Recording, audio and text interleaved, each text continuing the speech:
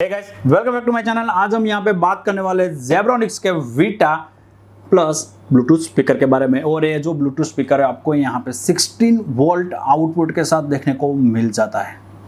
और आज के वीडियो में हम बात करने वाले इसका अनबॉक्सिंग करेंगे और इसके साथ साथ यहाँ पे इसका कंप्लीट स्पेसिफिकेशन और इसका रिव्यू भी करने वाले। और इसके साथ साथ आपको मैं यहाँ पे इसका साउंड टेस्ट करके भी दिखाने वाला हूँ कि किस टाइप का साउंड एक्सपीरियंस आपको इस स्पीकर के साथ मिलने वाला है।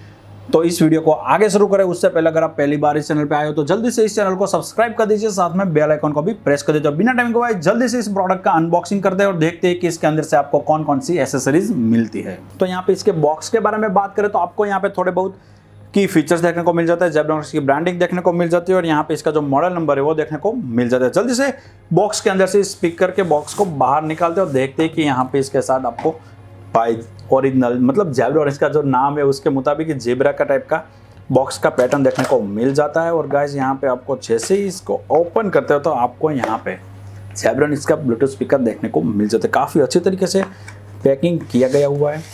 और गाइस इसके अलावा बॉक्स के अंदर से आपको लव लेटर जेब्रोनिक्स का मतलब यूजर मैनुअल देखने को मिल जाता है। और इसके अलावा आपको यहाँ पे टाइप सी चार्जिंग केबल नहीं मिलता है भाई, माइक्रो यूएसबी चार्जिंग केबल देखने को मिल जाता है। कोई बात नहीं, चलो टाइप सी होता तो काफ़ी अच्छा होता। जल्दी से इन सबको साइड में रखते हैं और आते हैं हमारे मेन स्पीकर के बारे में देखते हैं। तो अब जल्दी से इस ब्लूटूथ स्पीकर को इस पन्नी के अंदर से बाहर निकालते हैं।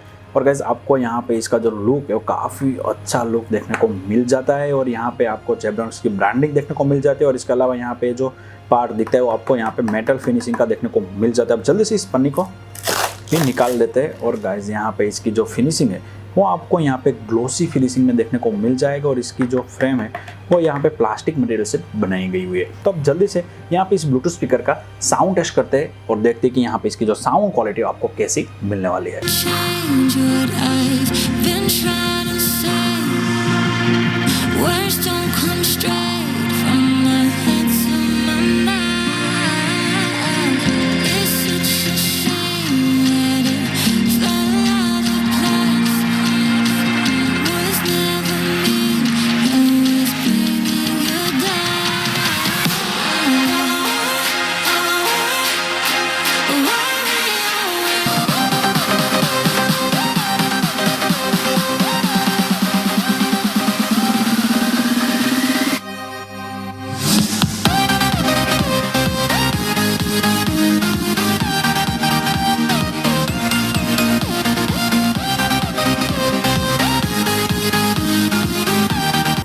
जेब्रोनिक्स के ब्लूटूथ स्पीकर के साउंड एक्सपीरियंस के बारे में बात करें तो गाइस यहाँ पे इसका जो साउंड एक्सपीरियंस है मुझे तो भाई नेक्स्ट लेवल का लगा है।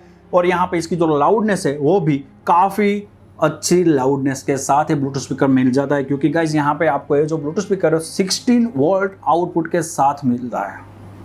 मतलब लाउडनेस तो भाई नेक्स्ट लेवल की है। और इसकी जो बेस क्वालिटी है इस प्राइस रेंज के मुताबिक की काफ़ी अच्छी तरीके से परफॉर्म करते हैं। इसका जो ट्रबल्स है उसकी जो मिड्स है हाई है वो भी काफ़ी अच्छी तरीके से परफॉर्म करते हैं। मतलब कि एक तगड़ा साउंड सिस्टम वाला ये ब्लूटूथ स्पीकर आपको मिल जाता है इस प्राइस रेंज के मुताबिक। इसकी जो प्राइस है वो आपको यहाँ पे फ्लिपकार्ट की वेबसाइट पे 1500 रुपीज़ में मिल जाते हैं। अगर आप इसको परचेस करना चाहते हो तो इसकी जो लिंक है वो मैं डिस्क्रिप्शन बॉक्स में रख देता हूँ।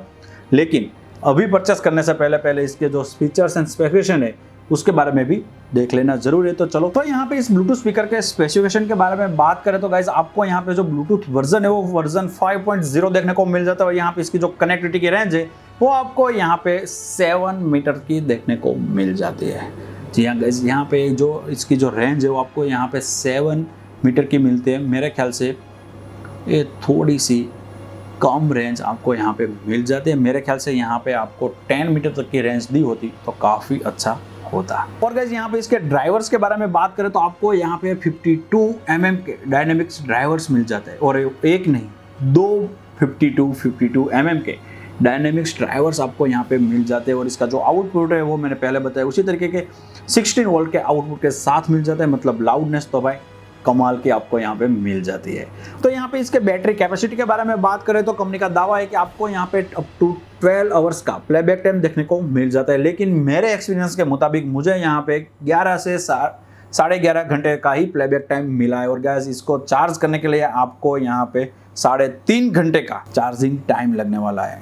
जी हाँ गैस, यहाँ पे थोड़ी सी जो चार्जिंग है वो टेक्नोलॉजी फास्ट दी होती तो काफ़ी अच्छा होता, लेकिन कोई दिक्कत नहीं भाई, इस प्राइस रेंज के मुताबिक भाई काफ़ी अच्छी साउंड क्वालिटी और इसके साथ साथ यहाँ पे इसके जो फीचर्स दिए है, मतलब कि 52 mm का डायनेमिक्स ड्राइवर से ब्लूटूथ वर्जन है। एक कनेक्टिविटी की जो रेंज है वो आपको यहाँ पे 7 मीटर की देखने को मिल जाती है। थोड़ा सा डाउनग्रेडेड आपको यहाँ पे रेंज देखने को मिल जाती है, लेकिन इससे कोई प्रॉब्लम नहीं होने वाली है। और इसके अलावा गाइज आपको यहाँ पे फंक्शन बटन देखने को मिल जाते हैं साइड वाले पार्ट के ऊपर। तो यहाँ पे पहला जो फंक्शन बटन है वो आपको पावर मोड का बटन देखने को मिल जाता है, दूसरा स्कैन और प्ले पॉज का बटन देखने को मिल जाता है, और उसके नीचे आपको वॉल्यूम इंक्रीज कर सकते हो और नेक्स्ट सॉन्ग पे भी जा सकते हो, और उसके नीचे वाले बटन के ऊपर से आप यहाँ पे वॉल्यूम को माइनस कर सकते हो, मतलब कि डिक्रीज कर सकते हो, और प्रीवियस सॉन्ग पे भी आसानी से जा सकते हो। लेकिन ये दोनों बटन जो है लास्ट 2 बटन, उसके अंदर आपको अगर वॉल्यूम इंक्रीज करना है तो सिंपली इस बटन को प्रेस करके होल्ड करना है, इन वॉल्यूम आपकी इंक्रीज हो जाएगी। और यहाँ पे आपको अगर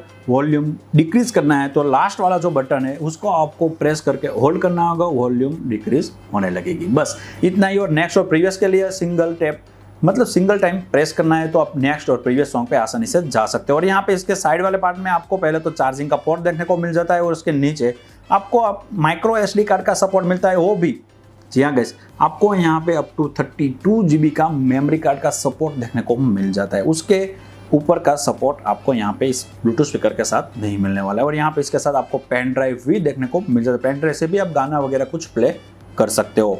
और इसके अलावा आपको यहाँ पे ऑक्स केबल का पोर्ट भी मिल जाता है। और गाइस यहाँ पे इस ब्लूटूथ स्पीकर के वेट के बारे में बात करें तो आपको यहाँ पे 730 ग्राम का वेट देखने को मिल जाता है, मतलब कि ये 16 वोल्ट आउटपुट के साथ आने वाला ब्लूटूथ स्पीकर है। और इसके साइज, इन दोनों को कंपेयर करके इसके वेट के बारे में बात करें तो आपको यहाँ पे काफी लाइट वेट ब्लूटूथ स्पीकर देखने को मिल जाता है। तो यहाँ पे इसके ऑल ओवर रेटिंग के बारे में बात करें तो यहाँ पे इसकी जो बिल्ड एंड क्वालिटी है आपको काफी अच्छी देखने को मिल जाती है, ग्लोसी फिनिशिंग के साथ आता है। और इसके अलावा यहाँ पे इसके साउंड एक्सपीरियंस के बारे में बात करें तो गाइज यहाँ में इसके साउंड एक्सपीरियंस को 5 में से 4 स्टार रेटिंग देने वाला हूँ, क्योंकि गाइस यहाँ पे कम करने का मतलब थोड़ा सा ये बनता है कि भाई थोड़ी सी बेस क्वालिटी आपको एवरेज दिखने को मिल जाती है, लेकिन ये सी कोई दिक्कत वाली बात नहीं। काफ़ी अच्छा साउंड एक्सपीरियंस आपको इस ब्लूटूथ स्पीकर में देखने को मिल जाएगा। और यहाँ पे इसके फीचर स्पेसिफिकेशन के बारे में बात करें, मतलब कि इसके अंदर आपको FM रेडियो मिल जाता है, ऑक्स केबल का पोर्ट देखने को मिल जाता है, माइक्रो SD कार्ड का स्लॉट मिल जाता है जो अप टू 32 GB तक का सपोर्ट करता है,